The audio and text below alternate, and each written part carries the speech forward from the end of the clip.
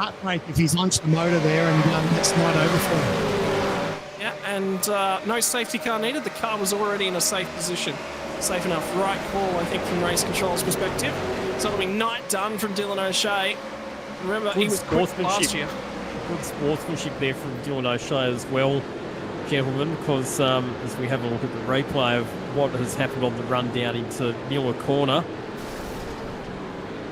and the engine has gone there, and he's been able just to head straight up the escape road and park behind the time wall out of harm's way. Like I said, good sportsmanship to get that car into a position where it wasn't going to trigger another safety car. So out of the way. And if you cast your mind back to Sandown last year, he was right there and in with a shot at winning that race and still managed to finish on the podium.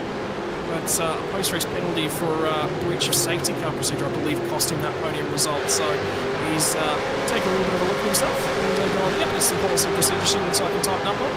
So quite well. I think this battle that's in and around Brenton Hobson is very, very important for a lot of those cars' race scenario. Matthew Bowler's now lost another spot to Blake Warboys. So we're probably coming up towards lap number 20. We're probably starting to get to the stage now where drivers who've got a little bit too enthusiastic early in the stint and punched their tyres might just be starting to suffer a little bit, and that could be what we're starting to see here. For Matthew Bowler losing a couple of spots in the last couple of laps. Tell you what, the wind direction as well is calm. It's rather calm in terms of the track conditions here today. Track's relatively cool down at 24 degrees Celsius. Only partly cloudy. Air temp. Of course, it's never going to be a warm day at Phillip Island. It's 19 degrees down there as it currently stands. And the wind southwesterly, about 8-9 kilometres an hour. It's really tight. Jake Maloney's going to fire it down the inside on Dylan Rudd. Gets to the inside. Really get the job done as they get out the other side. That'll be the key marker now as Rudd will go toe-to-toe. Yep. Jake Maloney nicks one spot off a Dylan Rudd, who might have been napping just a little fraction there. Yeah, and yeah, it was sort of surprised me too that he took that dive and made the move up the inside. So, yeah, I think he thought that he wasn't going to get too much pressure there, but got the job done, and now it's eyes forward. And he's probably thinking about, does he start to push on now? Like we touched on before, they'll be starting to think about that next pit stop, calculating what they've got underneath them and what their tyre life is. And I guess if they think they've got a little bit of rubber to burn, it's probably the best time to use it. Now starting another chain of cars queuing up behind Matt Bowler. So that's what it looks like in terms of things. 10 kilometres an hour at the moment. It's sort of hovering around the 8-9 marker. But since qualifying, that track temp's died off quite a way in terms of things. We're up around 30-degree mark for qualifying. It's now come down significantly. The race looks after your tyres quite well. Meantime, last lap time for Brenton Hobson will be quite key, 29.5. And the next car on the road is Adam Briggs. It's about 2.5 seconds down the road. They just about match lap time, so he's not making any inroads on the cars up ahead of him as it currently stands from Brenton Hobson's point of view. A field spread's starting to happen, boys, which means there might be an opportunity for some more overtakes.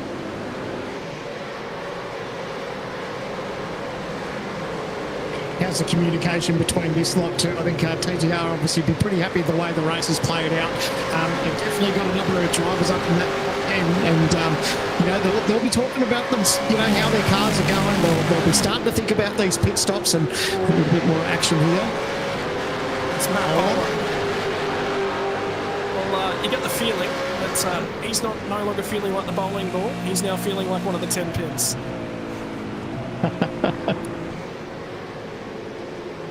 Be Sean McNamara with the next driver to line him up and have a go. He's definitely been the cork in that bottle.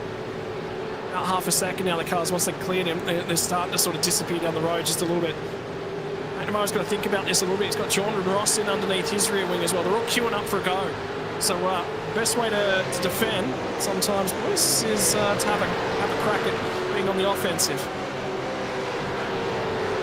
And sometimes one of the concerning things as a driver is you're waiting for these races to play out, but you do get a little bit concerned when you start to see the field in front of you starting to pull away from you. So it's a catch-22, isn't it? It's just try and stay in touch with everyone around you, but not use up your equipment too much that, you don't want to kill yourself towards the end. So, yeah, it's that fine line of creating that balance, but there's nothing worse as a driver when you see the guys in front start to pull away and then you start getting that pressure from behind as well.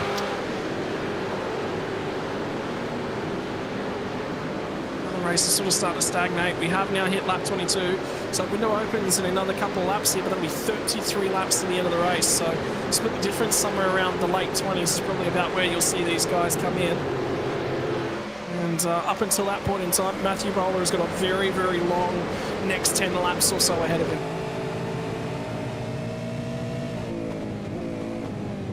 I think Anderson's pretty keen to get the job done here. He's looking racy, just wants to get a little bit closer to his teammates up front. Or you can see he's just kind of putting the nose there. If he's close enough and gets a decent run out of this last turn, he'll think about it down this front straight, because that toe is very, very close, and that toe will be incredible for him. So it's just whether he'll take that opportunity or whether he's going to roll out of it and just look after it. He's gaining. No, he's going to flip. That's the problem, isn't it? If you get too aggressive, all of a sudden it disappears. But you might not get the spot and you might just go tumbling through the field.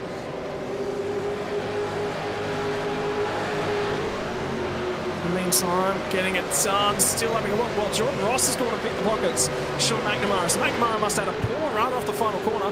Might have picked up the grass on the way out, and all of a sudden Jordan Ross skips through at turn number 1. So now he's one spot further forward and steps into 21st spot. As the Logitech replay will tell us. Have a look how much closer he is to Matt Bowler right here. And then late apex is maybe a wiggle at the corner. No, he's just offline the whole way. And car never tipped in at all there, Sam.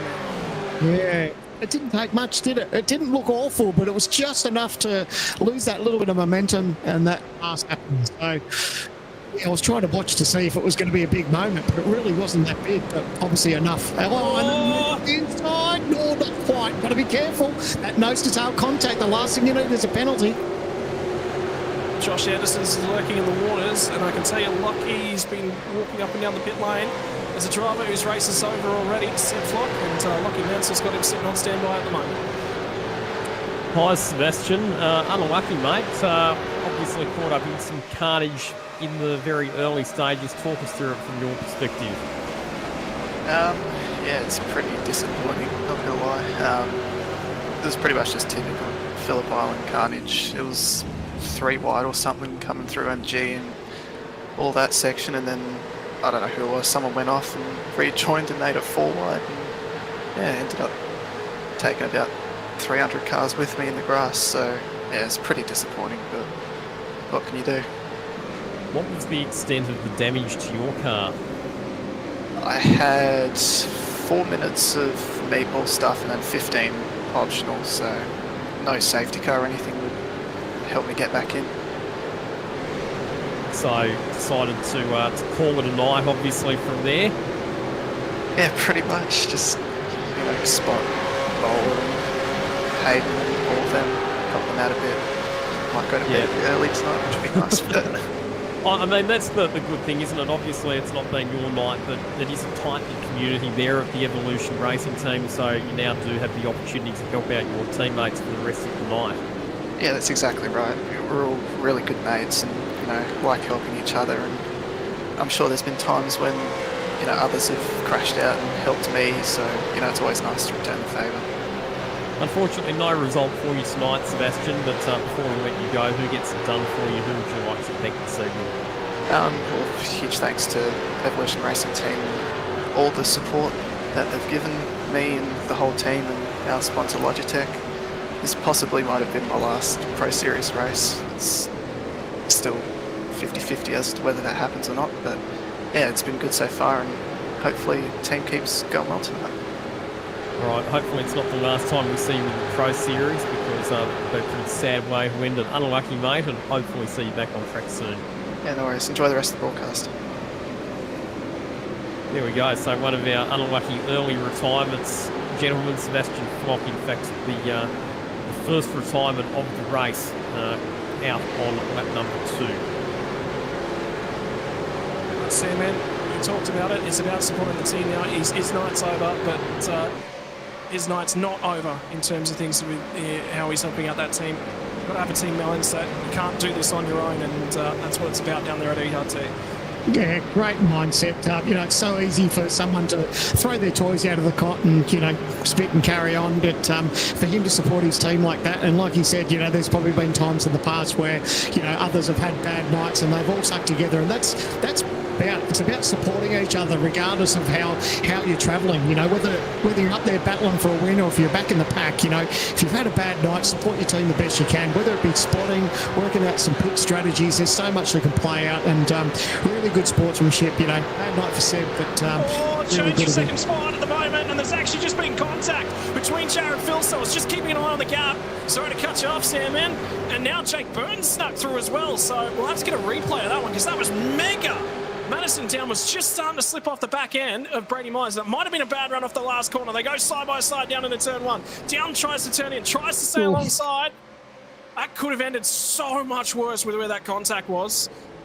Yeah, it's so tricky. Yeah, obviously Jared was enough. He got the job done, but Madison couldn't quite get tucked in behind him, and it could have been a lot worse. But I don't think he'd be too concerned. At the end of the day, he was lost position there. His teammates grabbed him, but still a lot to play out, and obviously pit stops to think about too.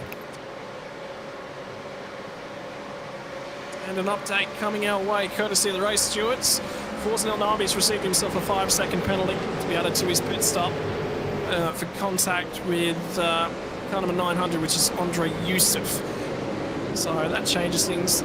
Well, Brady Myers was starting to try and skip clear. Now he's got to see whether or not Jared Philsell's going to turn a pace. And if you make this overtake too, Sam, man, that fuel-saving game goes out the window. Now you push on. There's no way you save fuel from this spot.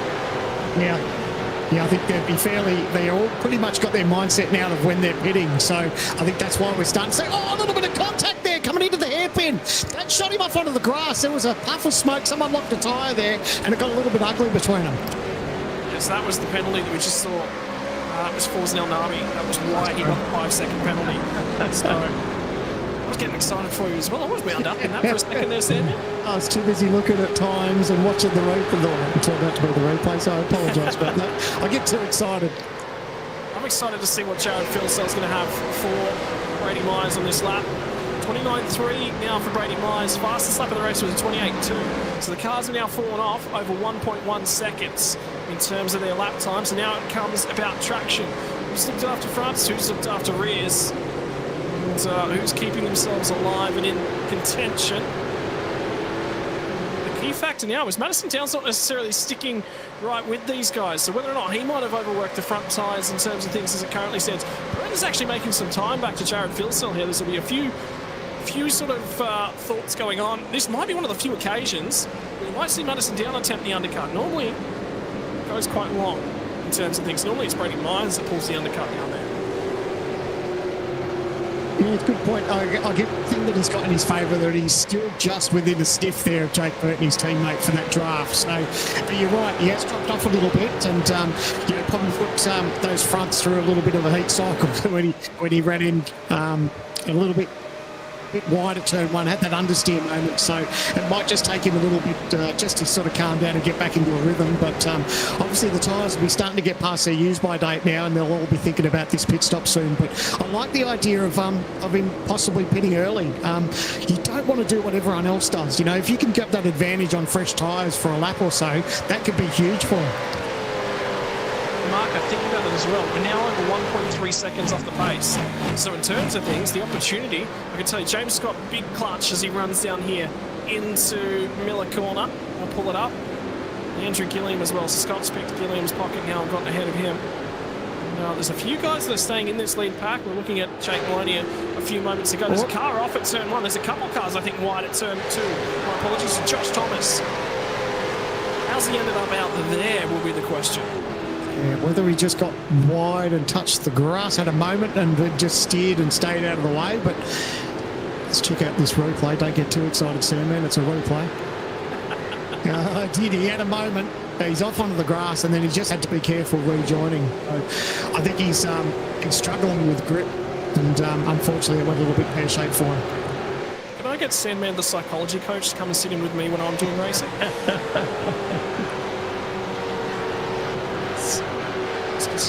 I tell you what, Phil still is starting to press on a little bit. I think Burton's struggling to hang on to him just a touch. I think he has brought that margin down just fractionally to the cars ahead. At this point in time, it's now down to 0.8 of a second, and Brady Myers was up to a second in terms of that gap out on track. So he is starting to make a little bit of time. That's where they're making it in terms of the sector time to sector time.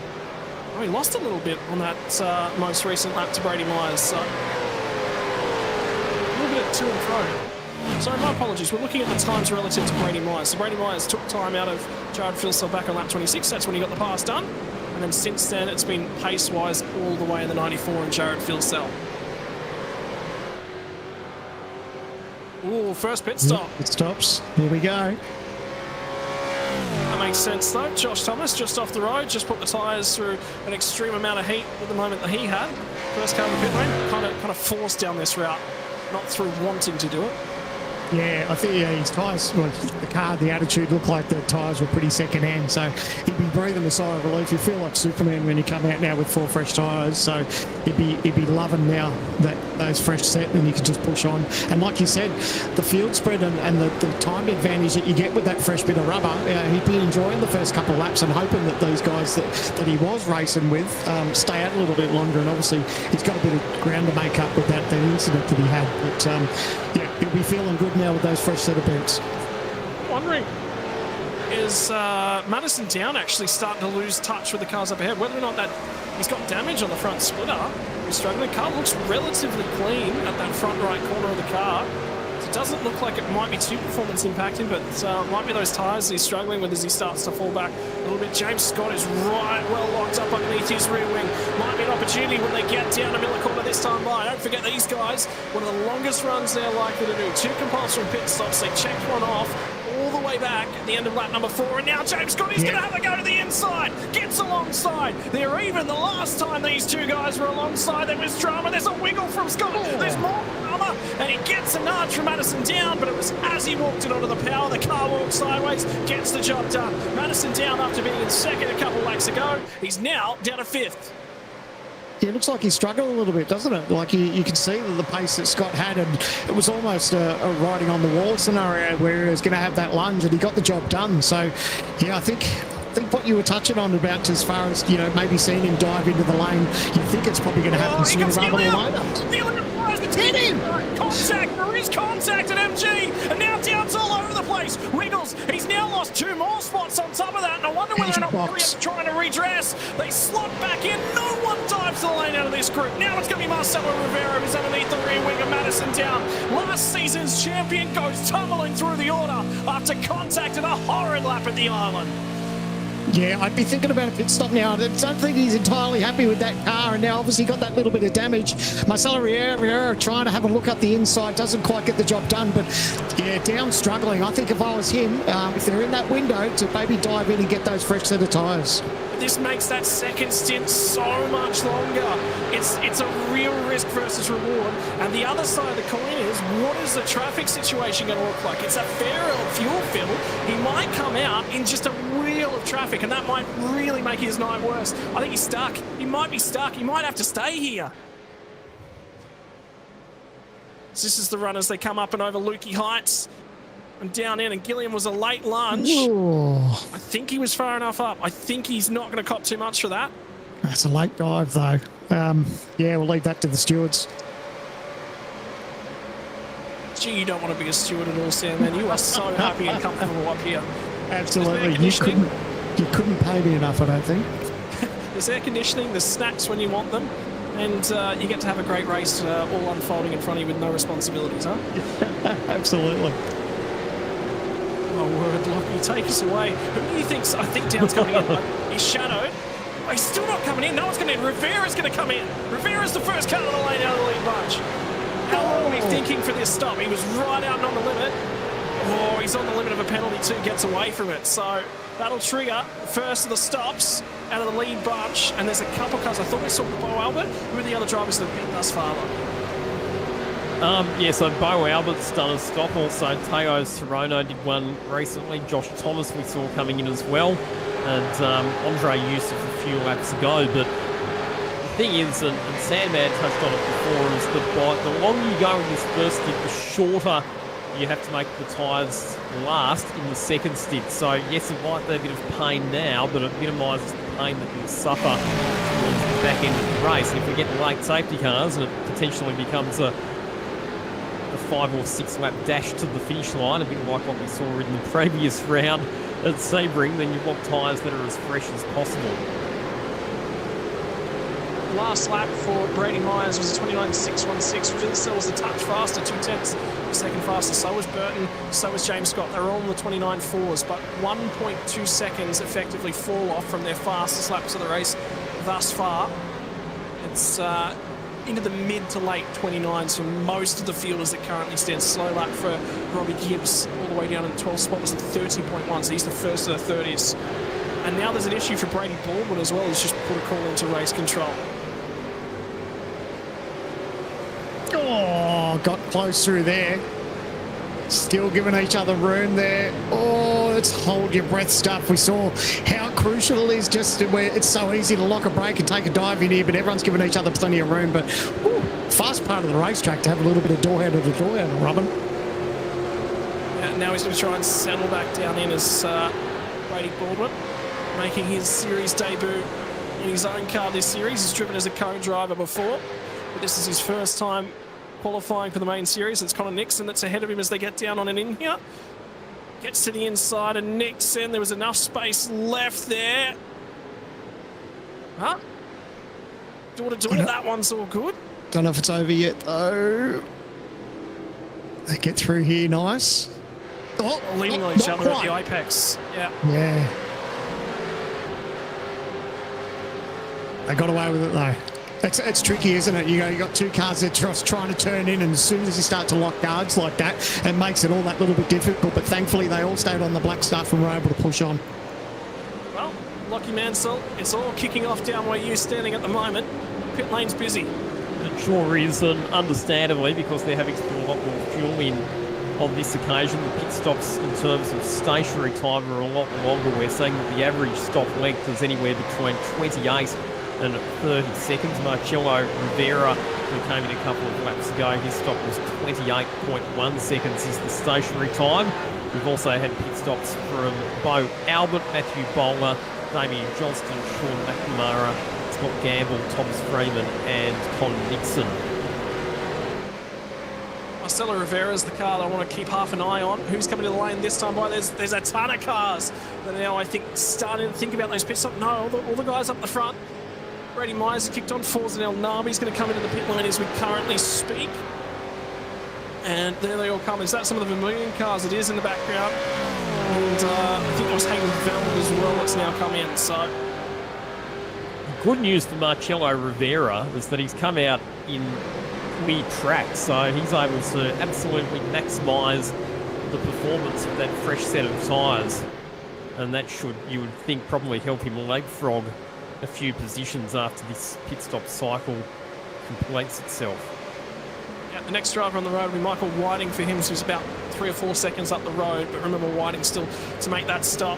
28.520, that time by for Marcelo Rivera, rewarded our race leaders to 29.5, so he's just taken a second out of everyone up front.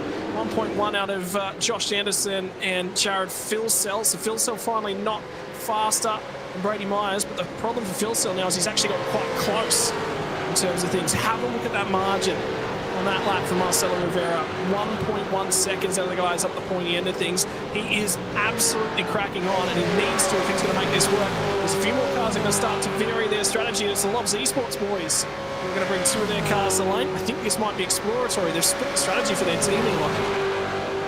Indeed, so Dylan Run, Luke Rosella, Rick Kuznetsov and Robert Gibbs, our championship leader, all coming down pit lane at the moment.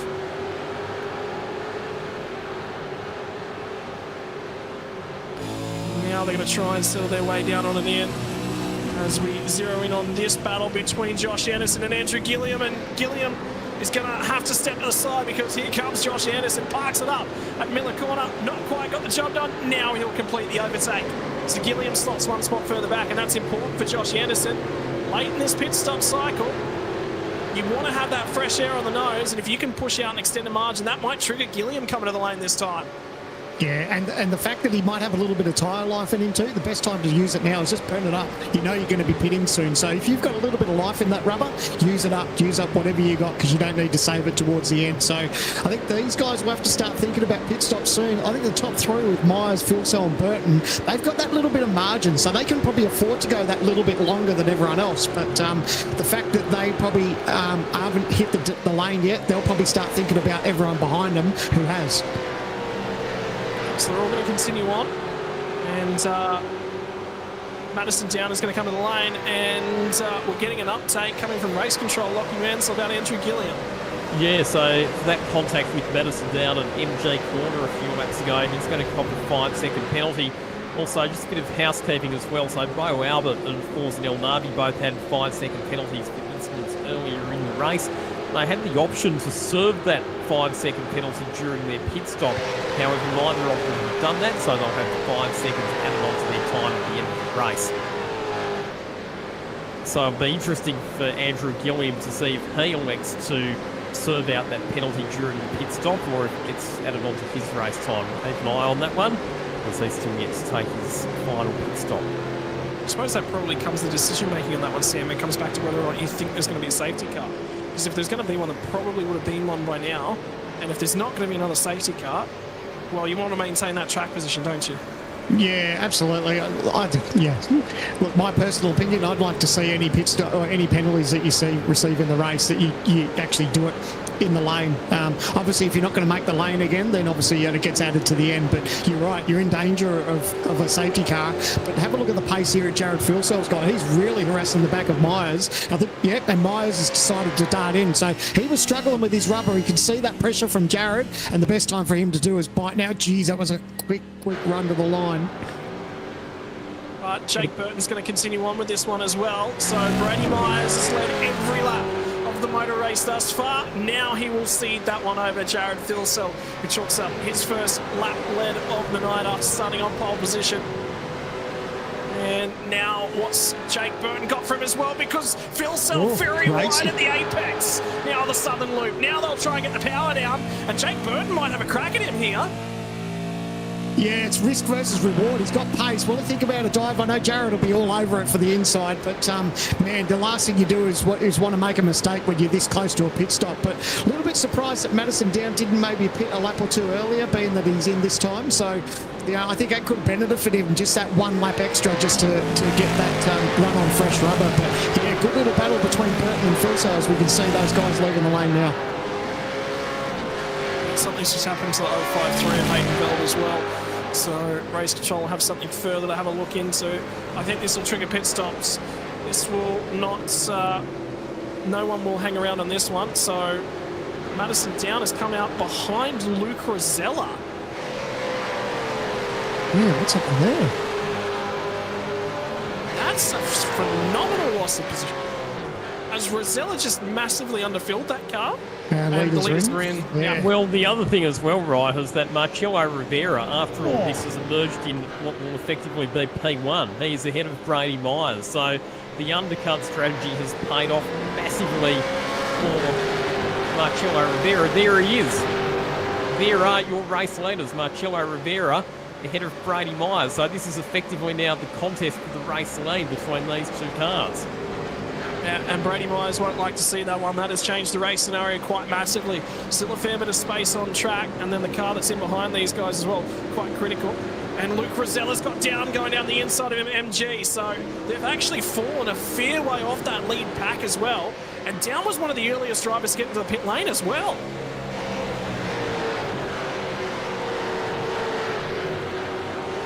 Oh, and Burton's got the job done. He's got the job done. So he's got a massive advantage there. But look how close it's going to be. Oh, into the fastest corner, coming in there, into the braking zone. They've managed to give each other a bit of room. But, man, massive effort there from Jake Burton. Really good job to get the job done. So, man, it's all unfolding with 20 laps to go here for round 2 in the Logitech series at Phillip Island. And James Scott was just boxed in there, had nowhere that he really could go on. Was sort of his only option. And that changes things in terms of what the race now looks like. Richard Hampstead and Kurt Stenberg have gone very long, and both of them off the road. No, it was just Hampstead off the road at Lukey Heights. So he's gone a lap longer than he possibly needed to. Kurt Stenberg will get the race lead. He's got to be in. He's struggling with grip. Yeah, there he goes. But he'll now have the freshest tyres in the field for the run to the flag. And that starts to change things. The last driver to take their pit stop is 40. Ian Ford in the 115 for the ERT outfit. But right now, Jake Burton leads the way. My word. He's done a good job. It all started when he got that, when there was obviously Phil Cell and Down had that little swap of positions, and that really brought Jake into the fold of it. And then we saw how racy he was just come to the pits, and you know, he was right up there, tucked in behind Jared, got the job done in pit lane, and now he's holding his own. So really good job by Jake Burton, but can he hold on? Psychological impact of a pre-race interview. You won't be happy if you're the third of the TCR cars. Well, now he leads the way. He'll be asking for those pep talks every week now. In terms of things, Sandman, though, the two guys I think in the field that wear their heart on the sleeve at the front end, they don't get on. The lot of esports guys and the CCR guys don't get along a lot. But Jake Burton is not a fan of Jared Philsell in particular, and these two on the road will leave each other no quarter. There will be no room given, there will be no holds barred, and this is going to be a scrap for the ages, I think, over what remains of this motor race. 19 laps now left to go. Keep in mind as well that these are two of the drivers who came out of the opening round at Sebring. Stone Muddles broke with no points, either of them, so both of them desperately need a healthy tally tonight. Probably worthwhile. I was just going to say, thank you very much, Jay Kennedy behind the screen. Probably a very good opportunity to cross to the live points. Where does that put these two boys in terms of things? Well, the race wins worth 200 points, so just outside your top 15 will put Jake Burton tied with Scott Gamble as it currently stands in terms of things, and Phil Self wouldn't even put him on the radar. If you have a look, 15th spot, Madison Down, he did score points in that first round, and that was the difference. The other driver who scored points was Ethan Greek. Oh, have a look at Phil Self right out there, wrapping on the rear bumper. At this rate, I am absolutely going to have to take up Morse code. Yeah, and Jared will be enjoying this. I think he likes to put that little bit of bumper pressure on anyone. Doesn't matter who it is. You know, it's you know, all these drivers. It's the old adage of when you put the helmet on, you know, you don't really care who's around you. The red mist happens, and it's the same with these guys when they jump in simulators. So, but I think Jared will be enjoying the fact that he's trying to put this pressure on Jake Burton, and it's a really good battle. What they need to do is just be careful that they don't trip over themselves, because there's quite a few cars behind them that are quite keen to be part of this battle as well. Keep in mind as well, guys, that these are the two drivers who each won a race at Phillip Island last year when we had a twin race format. So continuing their strong form from Phillip Island 2023 to Phillip Island 2024. Yep, and something I'll put in the fans' mind as well, sitting out there at the moment, if you're watching along, have a look through, potentially have a think about who's jumped the most spots. We might look to get that graphic back up on screen. Couple days' time, there'll be 5 drivers listed over on the Logitech Pro Invitational Facebook page for your driver of the day. Round number 1 is Kurt Stenberg, who led a lap just before. But Thomas Freeman has had a really, really strong week thus far. Most spots gained as it currently stands. 9.5 Sim Sports drivers gaining a ton of spots. 3 drivers in that top 5. And Brady Baldwin's gained 9 spots as well, so having a reasonable race, although he's got boxed about the ears in the last 5 laps or so, a couple of calls to race control just before that pit stop cycle. Think about your driver of the day, ladies and gents. Is there anyone you're following along at home? Let us know. Who are you a big, big fan of? I'm a big, big fan of Stoushes, and I think we're going to get one here. There's still a long way for this to play out, but I touched on before, they're both very racy, but they need to look after their gear too. You know, you don't want to get towards the end of this race and have nothing to battle with. So they are putting pressure on each other. It's really good to watch, and makes me thankful that I'm in the commentary box and not sitting in one of these team boxes and trying to guide these drivers throughout the rest of this race. Jared Fuelcell's getting excellent exits from some of the slower corners, but where Jake Burton seems to have a bit of an edge at the moment is under brakes, and you can see it coming into Miller corner each lap, but he's just able to hold his ground when they get to the braking zone. Uh-oh. I thought he was going to have a dive there, Phil Sell, but obviously thought better of it. Think about Dylan Rudd's position in all of this as well, as he currently sits 7th on the racetrack, just overtaken Marcelo Rivera on this lap. And if he can buy his way a fraction more forward towards teammate James Scott, potentially buy onto the back end of that battle pack and potentially pick up a couple spots late on in the piece, that could be championship lead for Dylan Rudd. Robbie Gibbs is having another quiet night at the office, sitting away in 14th, gained 4 spots. So there's points there for him as well. A little bit of housekeeping as well. So we were speculating about whether or not Andrew Gilliam would serve out that 5-second penalty during his pit stop. I can confirm that yes, indeed, he did serve out that penalty during the pit stop, and that's why he's fallen back to 12th position. Just got a little bit of clear air as well, which isn't the worst possible thing. The problem is, you've got to make sure you've got the fuel to cover. Running in free air is the problem. So for a few of these drivers, they might underfuel the car a fraction on the run home. Fuel math is never an easy thing. Marcelo Rivera was through with that early pit stop, going for the aggressive undercut strategy, but now this is the stage of the race where you pay the invoice for that decision. His lap time's slower than the cars that he's battling with, and he's just lost a spot to Dylan Rudd. James Scott, 28.6. Oh, here he goes. 29.1 for Anderson. Oh, down, no. makes contact. So remember, it was Marcelo Rivera. No, it wasn't. Sorry, my apologies. It was Gilliam who made that contact with Madison Down that triggered that 4 spots. So now Madison Down's getting the elbows back out. He's motivated. And an ailing Rivera will make a very, very prime, tasty target for the 2024 champion. Right on the rear bumper. He thought about covering it, did Rivera. Opted not to. Now he's going to back out of that one and follow Madison Down through. But now Down's going to skip clear as much as he possibly can. Has to stick with Dylan Rudd for his race and trying to recover that one. Moves back up inside of 8th place. Josh Anderson, I think, is about to come under pressure from James Scott as well. Ooh, it's hard to look away from this lead battle, isn't it? There's so many cars in it, and now they're bringing another 3 cars into the fold as well. So we're going to blink in a moment, and then there's going to be 6 cars that are going to be fighting over each other just to get the job done here. But regardless of where you look up and down the field, so many great battles. But man, it's so hard to look away from this one. Just sort of keeping half an eye a little bit further back. I was actually just seeing Richard Hampstead and Kurt Stenberg as I mix the 2 names together. Maybe that, I wish they could partner each other up for the Bathurst 1000. That'd be an interesting combination to see. They have, no, they haven't. It's Jake Maloney that Richard Hampstead's driven with in the past. Of course, that's not allowed in the Logitech G Pro Invitational E-Series this year, because in the endurance races, your co-driver must be a non-regular competitor in the series. And must live in Australia and New Zealand as it currently stands. So Shane Van Gisbergen. Oh. Time now. It's a change for the race lead. Phil Sell's sick of waiting. Wraps out a few bits of Morse code. Puts some pressure on Jake Burton. And now he's got the race lead.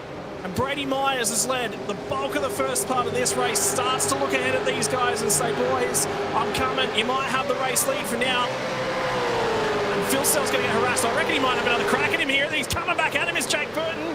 Rolls down a little bit. He might be in a fuel hole. He might have to save fuel, and Phil Sell might be looking at that and going, this might be my opportunity. Yeah, well, we touched on that he got the job done in the pit lane, so I think maybe he did probably feel maybe just went a little bit short to probably get the position. Who knows? 25.3 seconds there, Lockie. Yeah, so I can tell you that the fuel stop for Jake Burton was about a second quicker than the fuel stop for Jared Phil Sell. So I wouldn't be surprised at all if Jake Burton has short-filled that car slightly to get some track position. You'd say right now, under 15 laps to home, but it's working out, but he's got to make sure he crosses that line. It might be the smell of an oily rag, but sometimes that's all you need in sim racing to get back to the line, to take the race victory. Lap traffic might even be a part of this one as well. I think that's Michael Taliancic down the road. The benefit Burton's got now is that if Phil Cell's got in front of him, he now's got that opportunity to use that draft and try to save whatever fuel that he may have gone short on in that stop. So it's not over. He just needs to stay in touch. And then, of course, when he gets to that magic fuel number where he knows he can get home, and he's just got to make sure that he's a little bit of tyre that he can put that pressure on Phil Cell. But I think Phil Cell will obviously be aware of that difference with the fuel, and he'll be battling as hard as he can, and he'd want Burton to use up as much fuel as he's got in the tank too.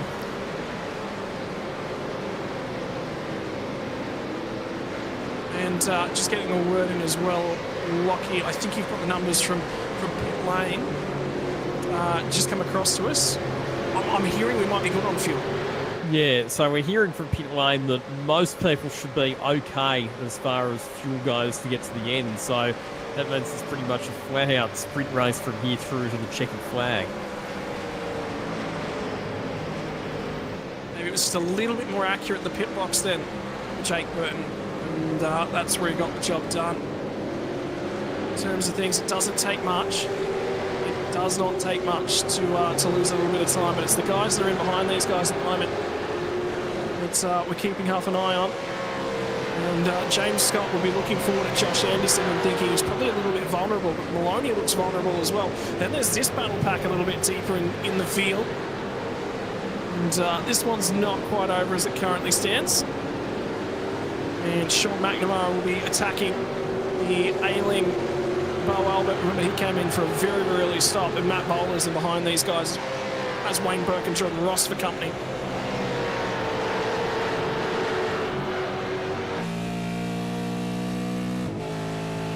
Tell you what, Ross looked good earlier in that race too, Sam, and with that move as well. So he's certainly got the elbows out and feeling comfortable as it currently stands.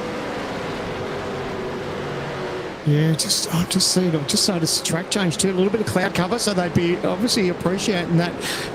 Curious about, we'll just talk about there now, the track conditions now. So dipping down a little bit, cooler than what we had at the start. So the drivers will be very handy and very happy about that, because obviously that helps with tyre life as this race goes on with 12 to go.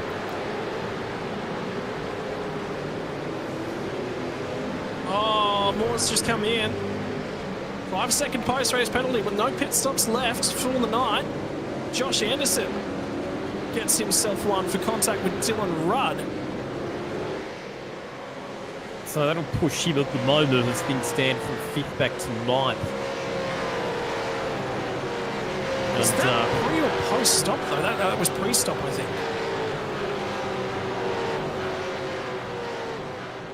And Logitech replay is going to tell us the story. Bump and run. Bump and run on the exit of Miller Corner. Oh, jeez, it's close. You know what? If he had just braked out of Yeah. the throttle there and he'd let Dylan run back past, he probably would have got away without that penalty.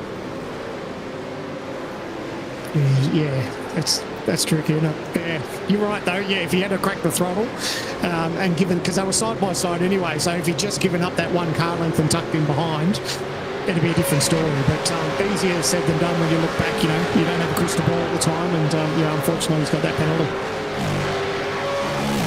Well, Dylan Rudd's now dropped off the back of our top 6, and that might be part of the reason why. Although I thought he was, I did think that might have been just a touch before the pit lane. Anyway, now it's going to be diving down the inside. So Josh Anderson might have just found out he's got that 5-second post-race penalty.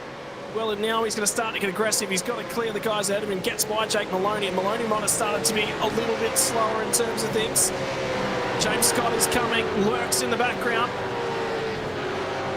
And again, offensive, defense is a good offense. Here comes the response, though, from Jake Burton, right up and underneath the rear wing. Thought about it at turn 1, but backed out. Not quite done just yet.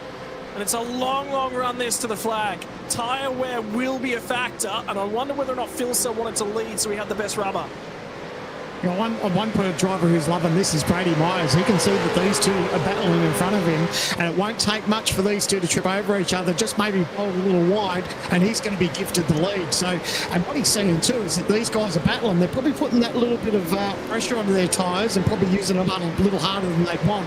And if he's back there just looking after him, I think he could be just licking his lips, just waiting for his time.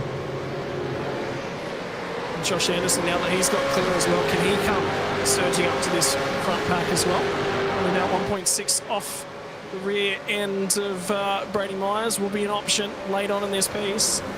We're now underneath 10 laps to go. It's 10 laps to go at the start of the lap. It would have been 44 kilometres to go, and this time by it's going to be about 40.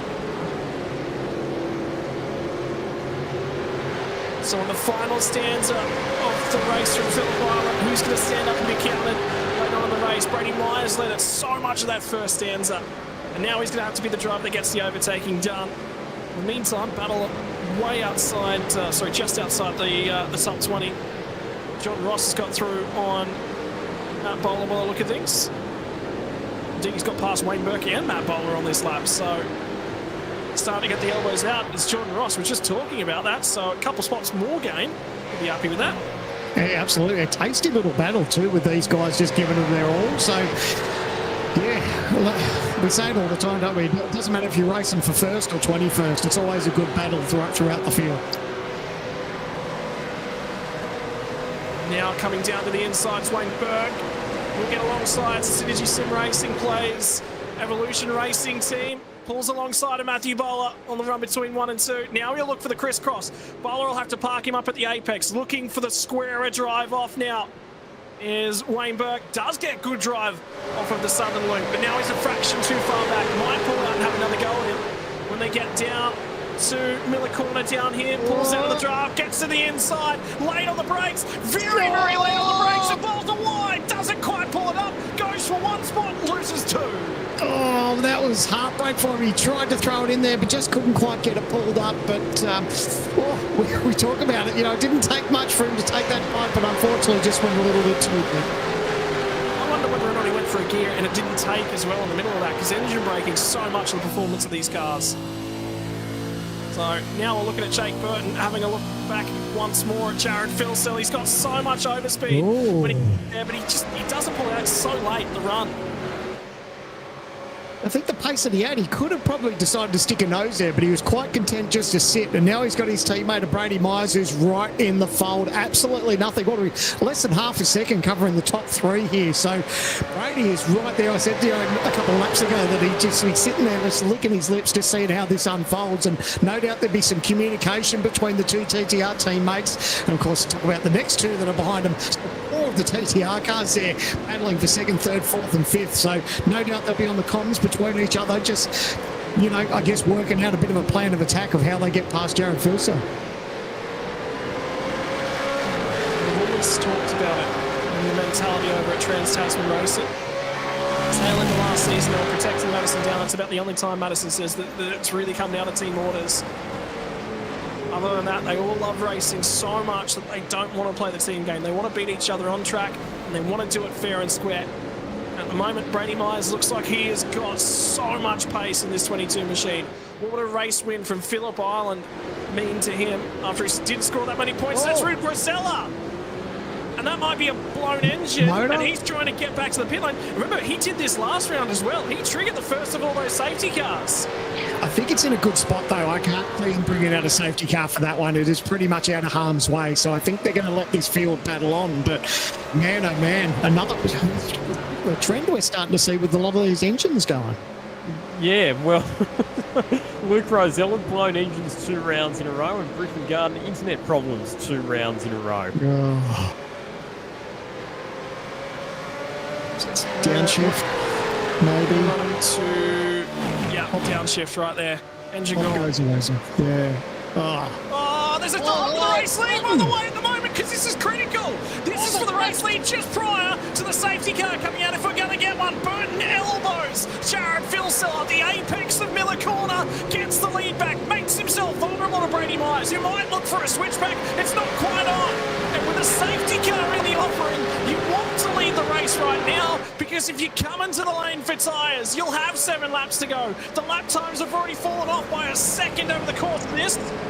We're still keeping an eye on the 55 car. Will he be cleared to tow from where he's parked up at the moment? There they go, down through MG. And Brady Myers has got to have a crack. Now, there was a puff of smoke with that battle between Burton and Philsell. I wonder if the cars looked really clean, though, so I don't know that there was a touch, but, man, it was close. Looked like a little bit of puff of smoke, whether they were just both hard on the brakes and just having a red-hot go, but look at the margin that Burton's been able to open up, and now Myers is putting that pressure on Philsell. Well, maybe it was tyre saving. Maybe it was just on Jared Philsell's rear bumper, just saying, hey, mate, if you want to hang on to this spot, you've got to push on. And what that's done is it might have hurt Philsell's tyres a lot. Remember, last time by, they elbowed. This is the replay on the run down to Miller Corner. This is how Jake Burton set it up. Gets to the inside. Heard there might be a safety car coming, and there was contact. Yeah, well, I think Stewart's a look at that. Do you reckon they might redress it? Here comes Brady Myers! So last lap, he was elbowed out of the way. Make it 2 in a row. Brady Myers makes contact with Jared Philsell. Well, and the stewards after last round got more on their plate than they bargained for. Is that open run number 2? We've got to wait for the reply. What's it going to be called? There's not been much chatter about it, I tell you what, on the in-race radio. There's been no talk whatsoever.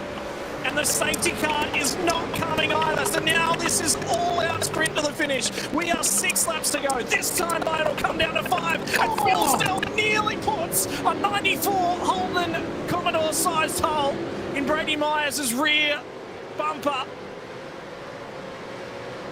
It's exploded. It didn't take much. It took a match. And the match was Luke Rosella's blown engine. And all of a sudden, Phillip Island has erupted into an absolute firestorm.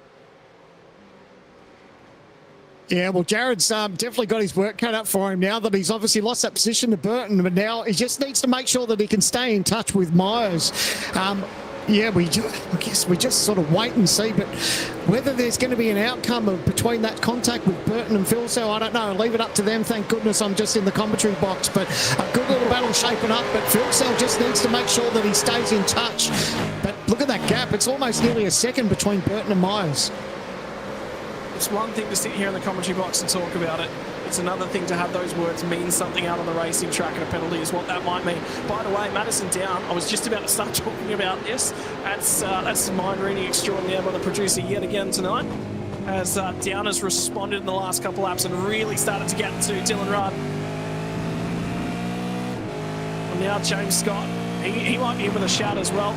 What do Maloney, what do Anderson look like in terms of their closest to the leaders? Well, Anderson's coming at them. But keep in mind, though, he's got that 5-second penalty hanging over his head. Could you imagine if he gets up here and loses the cat amongst the pigeons? Well, what if he gets up there and starts to put pressure on Philsell, and then, you know, obviously he's got that little bit of a penalty that he has to serve, and if he just plays a bit of a blocker, you know, that could be a bit of a headache for Philsell. This is touring car racing. This is Australia's best and brightest. At one of the best tracks on the service. And the best machinery Australia has to offer as it currently stands. And boy, they've taken it to the limit. They've taken it a fraction beyond, and they've still all managed to walk away to tell the tale. One race in, it was drama. There was a ton of drivers without points. Race number 2, it's sprint racing, but it's over a time burning. And this has just been phenomenal. I'm so far enjoying this in this series, I tell you what. And Down doing his absolute best here to try and get the job done, but he knows he's running out of time with 4 laps to go. He does have that little bit of pace on board, but obviously very mindful that he doesn't want to get in a position where he could find himself with a late race penalty, because that could be disastrous.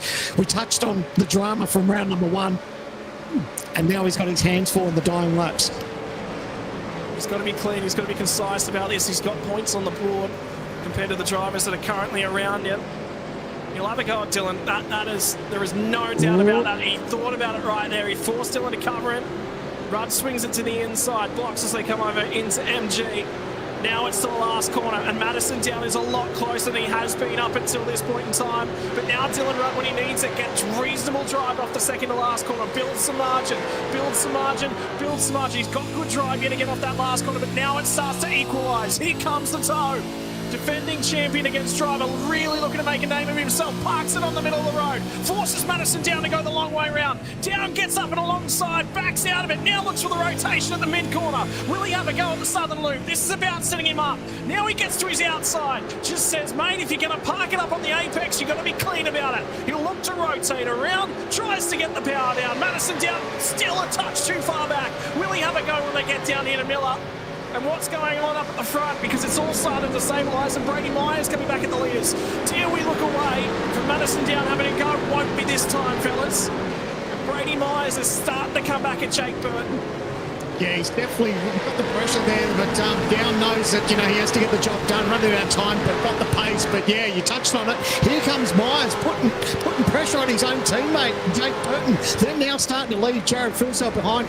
And we touched on it famously that TTR don't have those team orders. These guys are free to race. I guess the only team order, like every team, is just don't take each other out of the equation. So good to see that they're letting race, but it's going to really come down to these last couple of laps.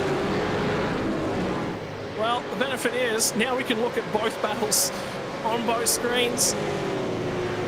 Up at the front, 2 laps to go when they cross the start-finish line. We're now under 10 kilometres worth of racing left to go. And Brady Myers has saved something. He's left something in the tank at 2 to go.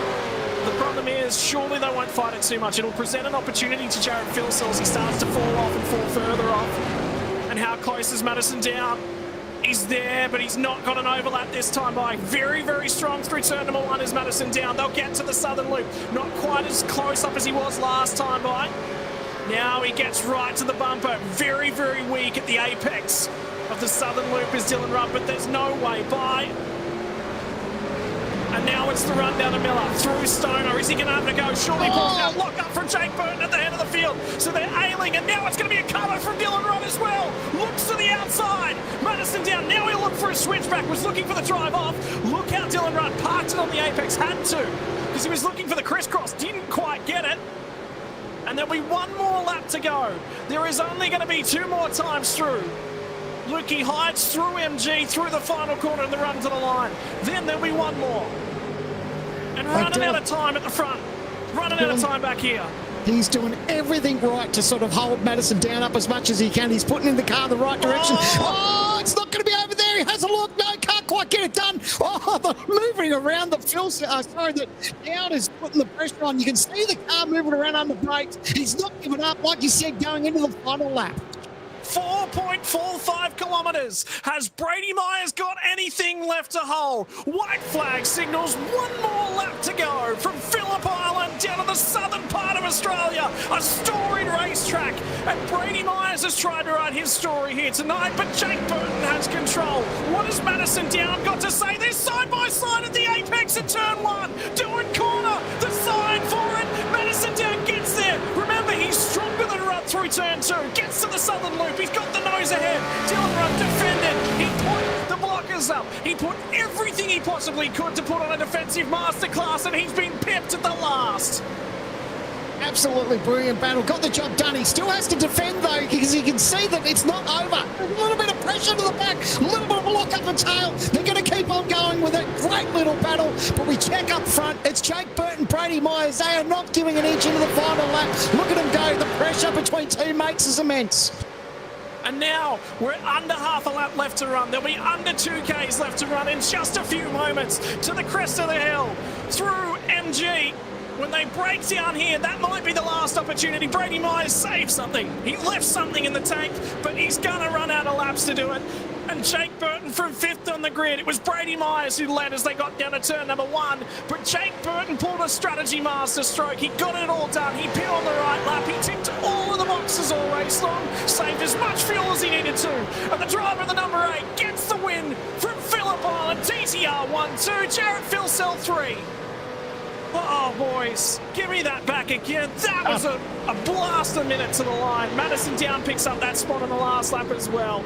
And look at them all. They're still fighting deeper in the field as well. Scott Gamble covers off. Jacob O'Reilly. How lucky was he? How did he pull that up on the grass? It's not done yet because here comes Freeman as well. And Freeman's got by.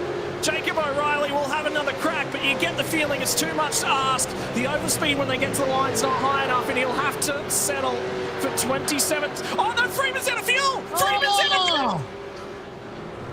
He pips him at the line. They were cutting it close. Unbelievable finish. I thought that was going to be a lot worse than Stockton. Speaking about out of fuel, it looks like Burton maybe. So he's had just enough to take the win. There's a number of drivers that are out of fuel. Just about all of them. Oh my word. How good was that, Scott? That was incredible. My lord, when they come to Phillip Island, they say how fast, how flowing. It's about tyres. It's about looking after everything you've got. And you've got to be clean and concise in that pit lane. And Jake Burton was there tonight. 0.3 of a second was all that it mattered to Brady Myers. How good was that start? When we look back 57 laps ago, Brady Myers was supreme on the run down at turn number 1. Jared Filser was good, but he got boxed about the ears. He got a bit of a whack. And it was from a number of drivers in the TTR outfit. James Scott will get home 6th as well. Put some points down on Madison Down. There's a number of drivers there. Josh Anderson will drop a number of spots. He'll finish in 6th spot. We'll actually come home ahead with a 5-second post-race penalty of Madison Down. That's how far back the battling between Madison Down and Dylan Rudd will cost him. Rivera home in 9th, and Rick Kuznetsov comes home to pick up 10th spots. So that'll be a good points night for him. Impressive showing by not only Trans-Tasman but Lob Esports too. These two, both teams really put on a show tonight, and to have all their cars up there, it was 5 Trans-Tasman cars there and 3 Lob Esports cars up there. That's pretty impressive for them to hold on to those 8 positions. So and what a battle we saw throughout the night. Like just that really had a little bit of everything, and certainly Phillip Island did not disappoint one bit. Have a look at Robbie Gibbs back there in 13th spot. We might get an opportunity to have a look at post-race points as well from Adam Briggs, Richard Hamstead, Kurt Stenberg, Brent Hobson home. He'll be happy with that one in 17th. Had to get the job done, get the elbows out. Did so, and race benefited. Blake Warboys from Jordan Ross and Bo Albert with that undercut strategy went quite early. Still manages to get home in 20th, which was an improvement from where he was sitting prior to that pit stop. And outside the top 20, Wayne Burke from Damian Johnson, Matty Bowler, Sean McNamara, Scott Gamble, Jake O'Reilly with that battle on the last lap, and Thomas Freeman runs out of fuel just prior to the line. Zach Rattray White from Forza Nabi recovered well back to 29th after falling to 40th with that incident and running wide on the restart. Brian Borg outside the 30. Tell you what, these teams are lucky they don't have to provide a fuel sample at the end of these races, aren't they? Like, we see it week in, week out, where a lot of these teams really get it to the last lap or the last corner. So, really good run there. And getting an update, Lockie, there might be some updates coming from race control. Yeah, we're hearing that there will be some penalties coming that will change the podium. So we saw some contact Miller Corner in particular. Let's go back and have a look at a couple of incidents. So this is on the last lap, so this is a little bit further back in the pack involving Rick Kuznetsov and Marcello Rivera. Now, after we've watched this replay, we've got some breaking news that we'll bring to you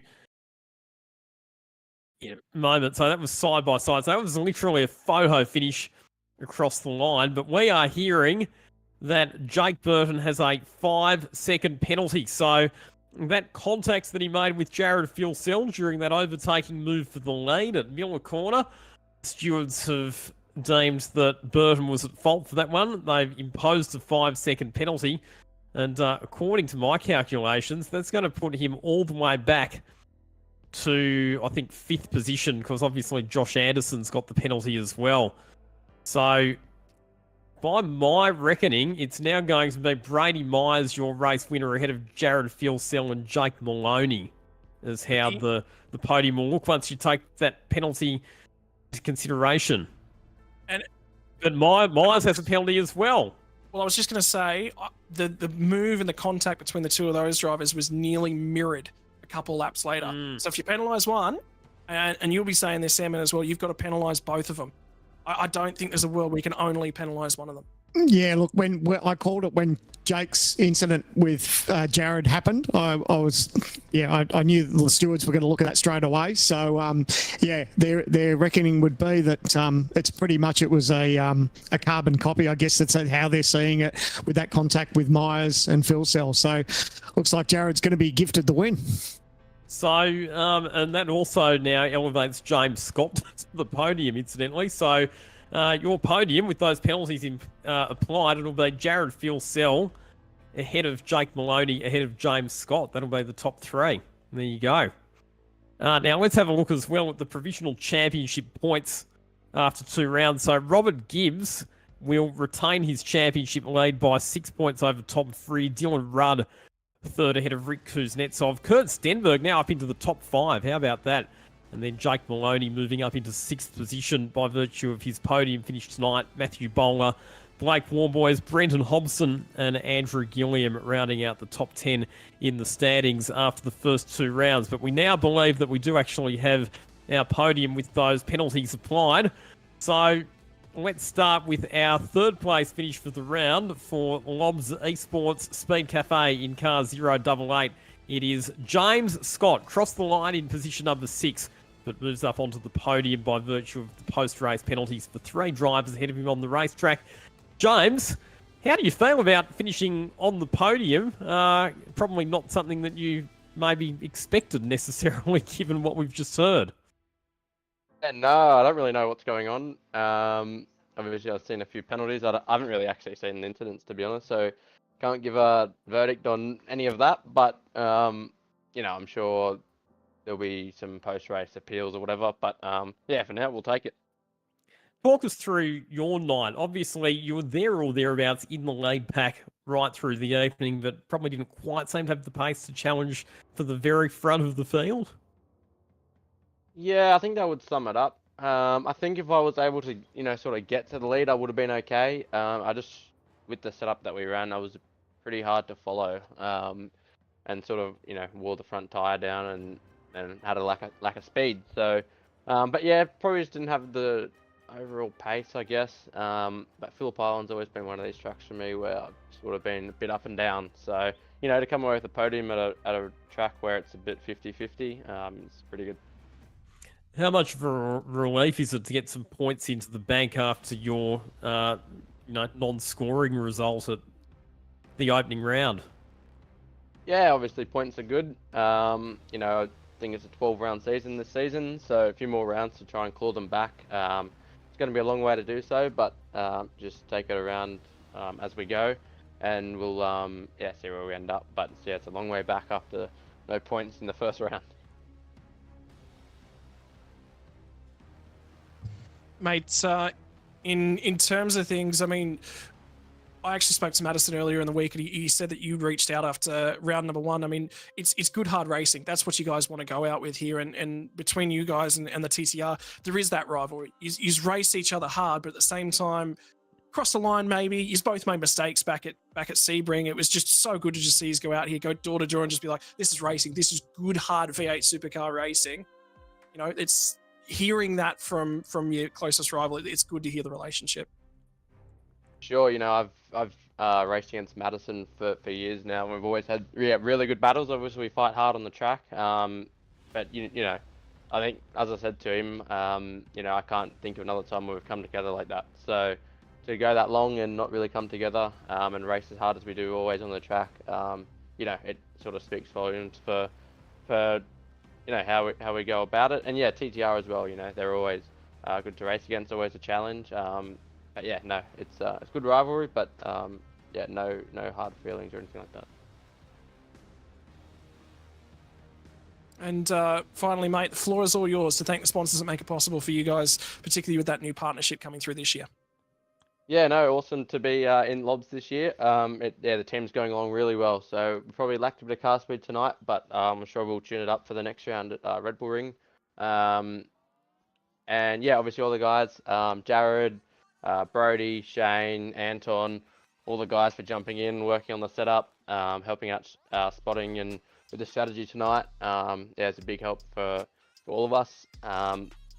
You guys for the broadcast, the series admin and the race control. I'm sure they're gonna have a pretty late night, but yeah, no, I don't envy their job. And Thanks very much. obviously- Sorry, just before we go, just our sponsors as well, Speed Cafe and Ryko as well. Couldn't do without them. Good job, James. Thank you, mate. Congratulations. Great to see you back on the podium. Coming home in second place tonight and ending up as the highest place of the Trans-Tasman racing drivers. Congratulations, Jake Maloney, ninth on the grid to second place, Jake, and entrenching yourself well inside the top 10 in the series standings. Talk us through your evening. Yeah, no, it was a good race. I'm pretty happy with it. I think I played the strategy and speed really well, and we had a good car. Not sure I deserve to be on the podium. I think there's been some pretty average decision making to go on for that to happen. But yeah, look, good points today, and can't ask for much more. Sort of able to sneak up a bit on it today. How did the race pan out from your perspective? Yeah, I ended up in a really good spot after that first safety car where I had no real pressure from behind and was just able to sit and save fuel and save tyres. So saved them for about 20 laps and then was able to start making some moves, and I had a good fuel undercut on a few people as well, so was able to have a good pit stop. In terms of things, mate, it's always tough when you come to the island. It's so important around here. This is one of those key racetracks, and Sam bangs on and bangs on and bangs on about how important it is to the culture of sim racing. This racetrack. How important is this result here to you tonight? Yeah, it's good. It backs up another second place here. Had one last year. Yeah, it's a great track and a lot of fun to race, and I think it's one of TTR's strongest tracks, as showed by the 1-2 tonight. Mate, finally, floor is all yours to thank everyone that makes it possible for yourself and Trans-Tasman Racing. Big thanks to all the team. Car was awesome this week, and yeah, thanks to VRS and everyone in the team.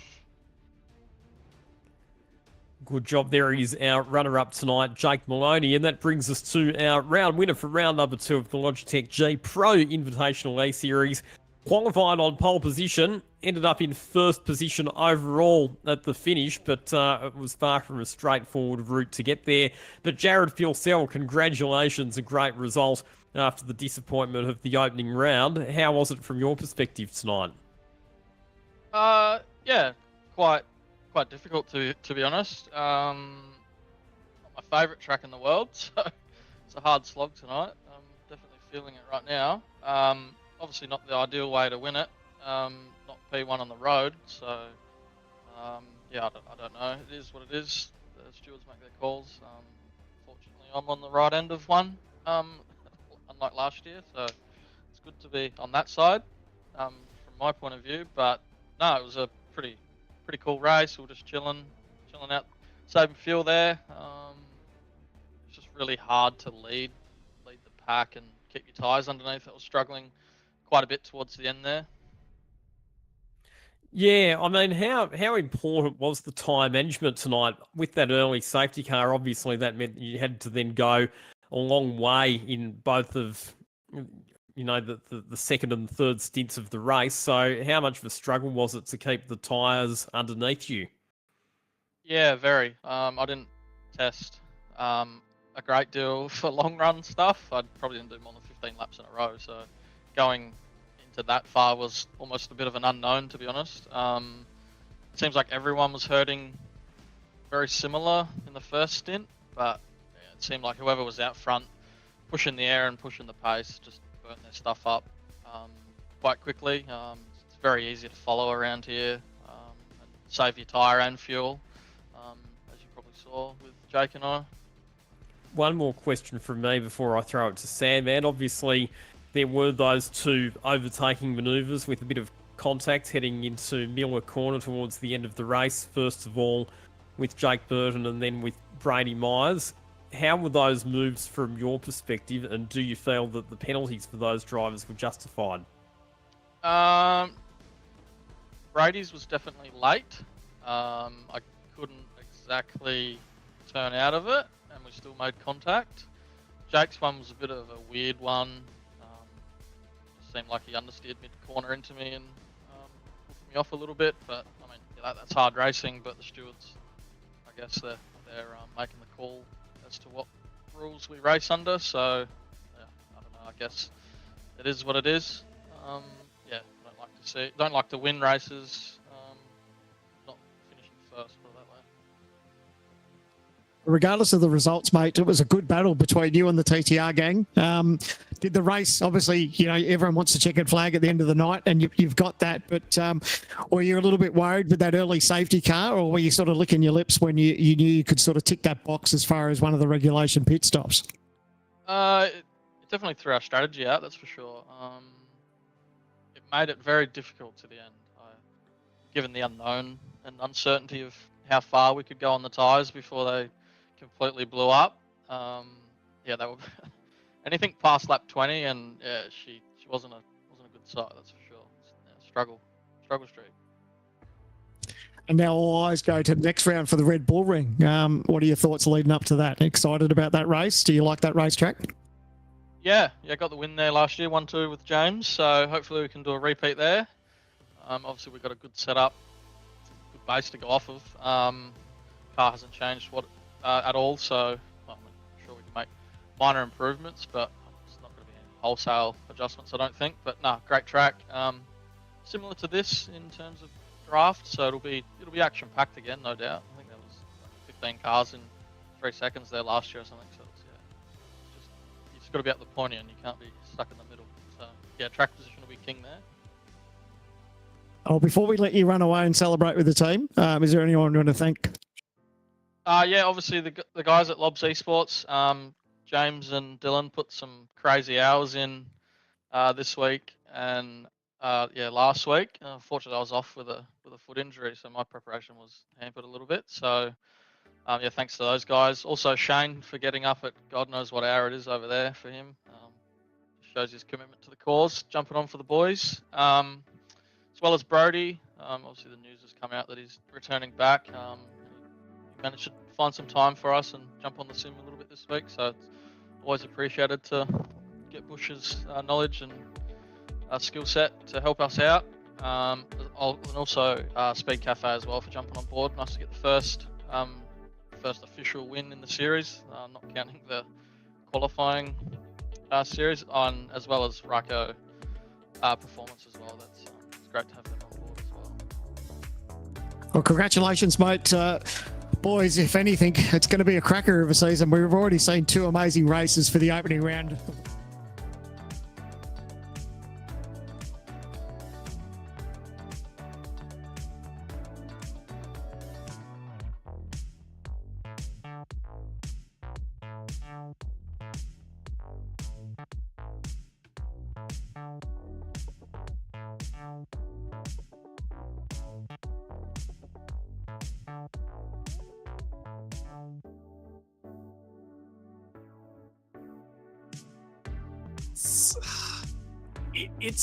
It makes my job when I'm going to go looking for stories very, very easy, but I'm nervous about what I'm going to write about this time around, because that was dramatic, it was emphatic, but it was also down and out on the racetrack, and I think I'll say the same thing that I said after the last round to quite a few people. There's a case for a penalty in each and every one of those incidents, but there's also a case not for them. And the stewards, what they're debating, and to all the fans that are watching along at home, I'll try and do some breakdowns of all those incidents for you guys so you can get a point of it. What are the stewards trying to do? They've got a process and they've got a procedure that they run through everything, and they are trying to mimic, and they're trying to get close to what they do out in real life. They've taken on some direction from some real world bits and pieces. Thomas Rendell was added to the stewards room on a request of the driver basis, right? So there's a bunch of things that they're trying to do to try and improve this series and improve this level. Along the way, you're gonna make some errors. Is tonight an error? I'm happy with these being penalties. I'm also disappointed that they're penalties. As a race fan, I'm disappointed. As somebody who does race controlling, 5 seconds, it feels a bit, it's so tight. There's nothing in these. What do you think, Sam? Yeah, I called it live, and I thought, especially, we talked about that first incident, and I kind of figured that between Burton and that may have been a penalty. As it turned out, they both were, and I guess it follows up on what you said. I guess you have to be consistent, and they penalised Burton for that one, so they had to do the same for the second incident. So, at the end of the day, they're being consistent. I never want to be in that position. You can't pay me enough to be a steward. I'll stay in the commentary box, thanks. As much as I say I'm jealous and want to be on the racetrack, I ain't going to the steward's office. Forget it. So it's the hardest gig in motorsport. You can't do anything right, and you do everything wrong, and you're always upsetting someone. But they do the best of their ability, and yeah, like we said, they were consistent about that corner.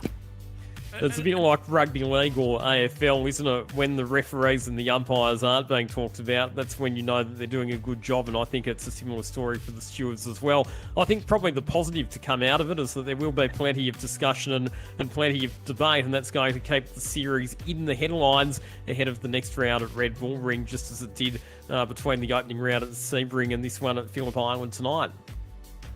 Oh, boys, there's lots of drama. There's lots of stories left to come. We are 2 rounds in.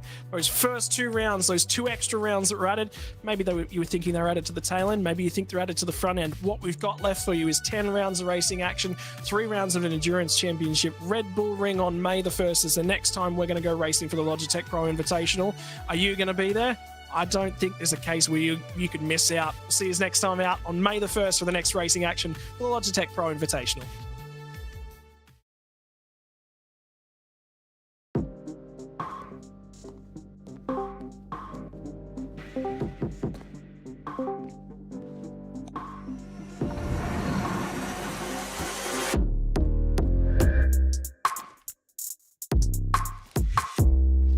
Baba, what are we playing? Ya lo sabéis, it's Halo Day. Yeah, one sec. He's playing football, isn't he? Chacho, you know he fancies himself footballer. Oh, whatever. Look, your love makes me strong, but your hate makes me invincible. All right, let's get on Halo then. Let's go. Ready. Dale.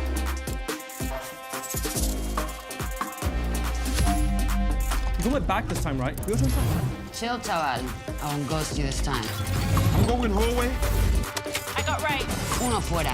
Oh, another one down. Lock in. Next kill wins it. Where is he? No lo veo. Alicia, do you hear that?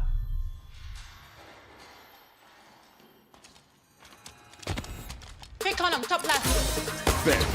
I'll push it. He's one shot. Game over. Got him. Well played. Same time tomorrow then. We'll see. Bye-bye. Ciao. Nos vemos.